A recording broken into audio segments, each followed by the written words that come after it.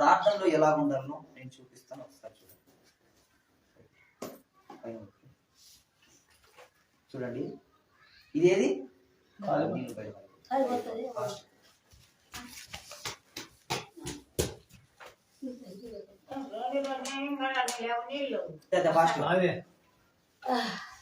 చూడండి, ఇది గీక్తే ఏమొస్తుంది?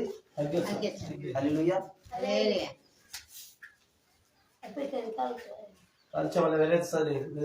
ఏమైతుంది? ఇది ఏమైతుంది? ఏమైతుంది? ఏమైతుంది?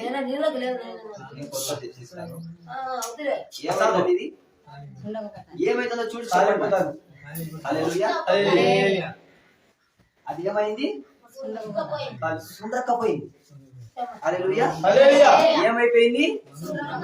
సుండ్రక్కపోయింది కదా. ఎందుకు సుండ్రక్కపోయింది చెప్తాను, ఒక్క నిమిషం.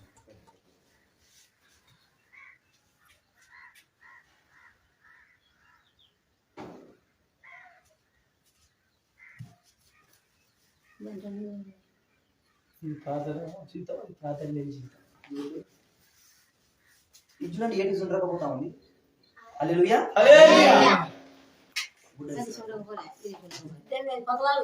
ఇది ఎందుకు ఇంత ఎందుకు సుండ్రకపోయింది అంటే దీంట్లో ప్రార్థన లేదు. ఎప్పుడో ఒకసారి ప్రార్థనకు వస్తాం, ఎప్పుడో ఒకసారి వెళ్ళిపోతాం. ఏదో దేవుడు చేర్చాలి, లేకపోతే చేయాలి. హల్లెలూయా. అల్ప విశ్వాసంతో ఉంటాం. హల్లెలూయా. అది ఏమైంది? ఇది సుండ్రకపోయింది. చూడండి, ఈ రోజు మా జీవితాలు కూడా ఇట్లానే ఉంటాయి. హల్లెలూయా.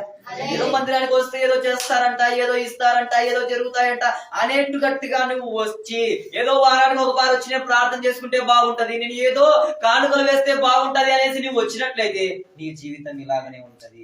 హల్లెలూయా. నీవు ఇలా ఉండాలి అంటే. హల్లెలూయా.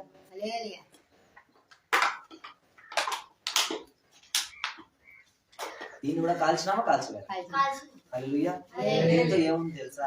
దీనికి కష్టాలు రాని, దీనికి శ్రమలు రాని, దీనికి బాధలు రాని, కన్నీరే ఉండని, ఎంత వేదనైనా పడుతా ఉండని, కానీ దీనికి ఏముంది? ప్రార్థన జీవితం ఉంది. హల్లెలూయా. ఆ ప్రార్థన జీవితం ఎప్పుడైతే పట్టుకునిందో, ప్రార్థనలో ఎప్పుడైతే పోరాటం మొదలు పెట్టిందో, దేవుడు ఏం చేసినాడంట?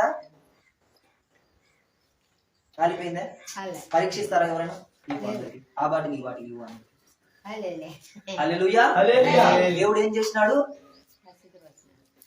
దానికి ఎన్ని వచ్చినా గానీ అది తట్టుకొని నిలబడింది. ఎందుకు?